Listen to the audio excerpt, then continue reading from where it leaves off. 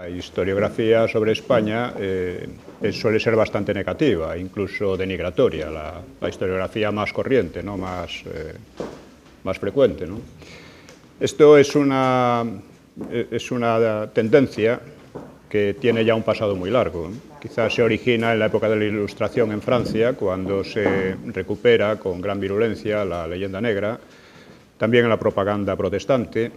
Y en el siglo XX todo esto se ha combinado con el marxismo, ¿no? El marxismo ha recogido todas aquellas versiones y les ha dado un tinte peculiar, además con la pretensión de ser científico, ¿no? Hay también que tener en cuenta que, por ejemplo, la leyenda negra tiene su origen en España, ¿no? En Bartolomé de las Casas, ¿no? Ahí analizo un poco su libro, es un libro demencial, pero que ha tenido una influencia gigantesca.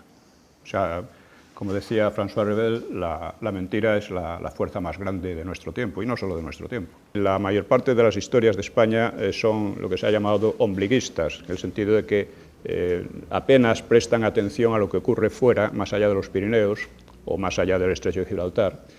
Y, sin embargo, todo esto ha sido crucial para definir lo que es España, ¿no? El idioma común en España proviene del latín. Los idiomas regionales también provienen del latín, excepto el vascuence, que lo habla una parte de los vascos. La religión vastamente predominante, y que siempre lo ha sido, en mayor medida que hoy, pues es la cristiana, católica. Nuestro derecho se basa en el derecho romano. Una gran cantidad de ciudades fueron fundadas en tiempos de Roma. Muchas actitudes, costumbres, etcétera, incluso inconscientes, vienen de entonces.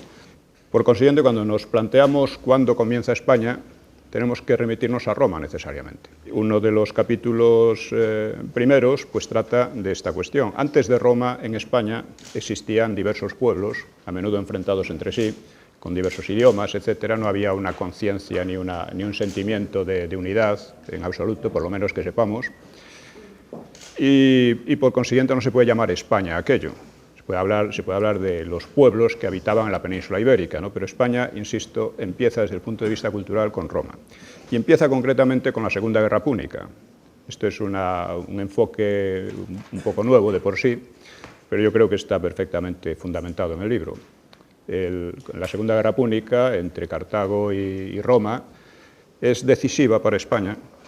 Allí se puede decir que empieza España como cultura, como nación cultural, y es decisiva para Europa. Si el resultado de aquella contienda hubiera sido el contrario, no habría llegado a existir el Imperio Romano, y del Imperio Romano procede Europa. Luego, una vez el Imperio Romano Occidente cae, pues hay una nueva situación, pero en la que está definida por, digamos, las conquistas del cristianismo. El cristianismo conquista a los conquistadores bárbaros, o sea, a los germanos, a los vikingos, excepto a los islámicos, ¿no? Y el cristianismo es, en gran medida, una herencia de Roma. Entonces, ahí es la edad de supervivencia, porque todo ese tiempo el cristianismo estuvo al borde de ser sofocado y arruinado por las invasiones, y no solo por las invasiones, sino por el siglo de hierro del papado, en que los papas, muchos de ellos eran verdaderos gángsters, ¿no? Por llamarlo de alguna manera, ¿no? El fundador, digamos, de España como nación política, yo creo que es Leovigildo. Leovigildo establece una serie de normas, leyes y tal, que cambian lo que había sido hasta entonces el Reino Godo. El Reino Godo había sido uno de tantos reinos bárbaros que en cualquier momento podían haber emigrado a otro sitio. Los godos habían pasado desde Ucrania habían pasado por todo el sur de Europa, ¿no? Venían de Suecia, ¿no? Parece ser. Y habían pasado, y como se habían asentado aquí, pues podían haber emigrado como emigraron en tantos sitios, ¿no? Sin embargo, a partir de Leovigildo ya se identifican con Hispania. El hecho de que hubiera una reconquista es un hecho extremadamente raro. Es un caso único, además, en la historia, porque es muy raro que un país en que se ha implantado el Islam vuelva al cristianismo. Es rarísimo. España es en eso una excepción enorme, ¿no? Pelayo fue el que inició la Reconquista, ¿no? Es un personaje un poco mítico, en cierto modo, pero la Reconquista empezó allí. Luego, pues, los Reyes Católicos son un hito absoluto porque reintegran la unidad entre entre Aragón y Castilla, ¿no? Luego vendría la edad de asentamiento que es ya cuando nace el románico, el gótico, etcétera, cuando Europa se va configurando desde ese punto de vista como una entidad ya muy fuerte, ya muy difícil de invadir, ¿no?, y de destruir.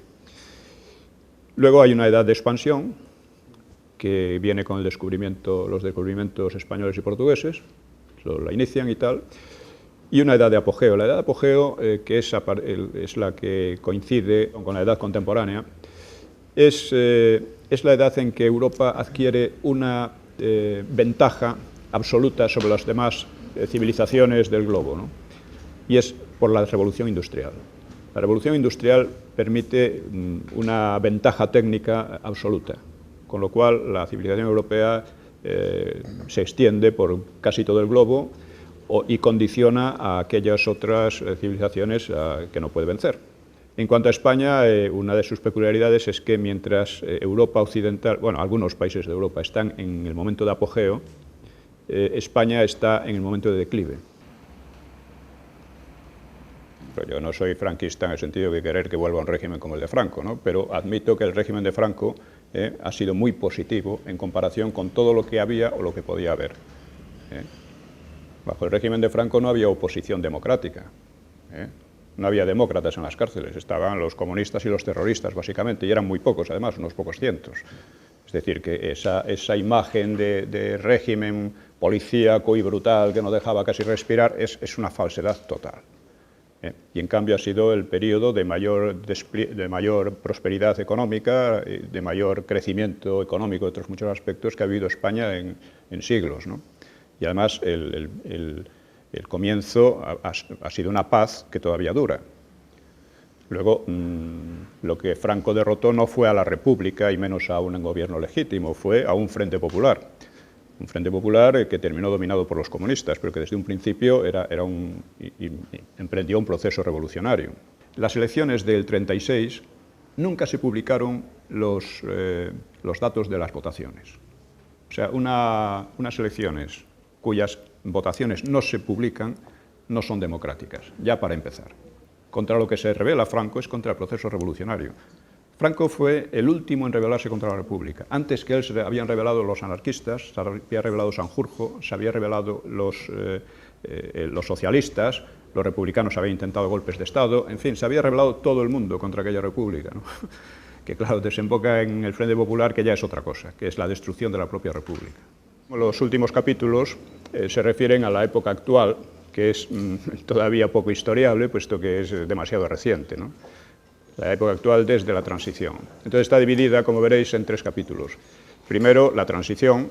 Segundo, la época democrática, una democracia bastante floja, pero real, que ha habido. Y, en tercer lugar, la involución. Es decir, considero que estamos en un periodo de clara involución política a partir del 11M, ¿no? La historiografía española suele ser muy detallista y es bastante floja en el análisis es decir, da mucha información, pero generalmente no la analiza muy bien. Y digamos que mi aportación es sobre todo en ese terreno, el terreno de análisis de lo que hay. Por poner un ejemplo, lo que decíamos de la guerra púnica, es una cosa obvia, una vez la explicas es obvia, y todo el mundo la sabe de un modo u otro, pero no se ha reparado en la importancia que tiene eso para definir lo que es la historia de España.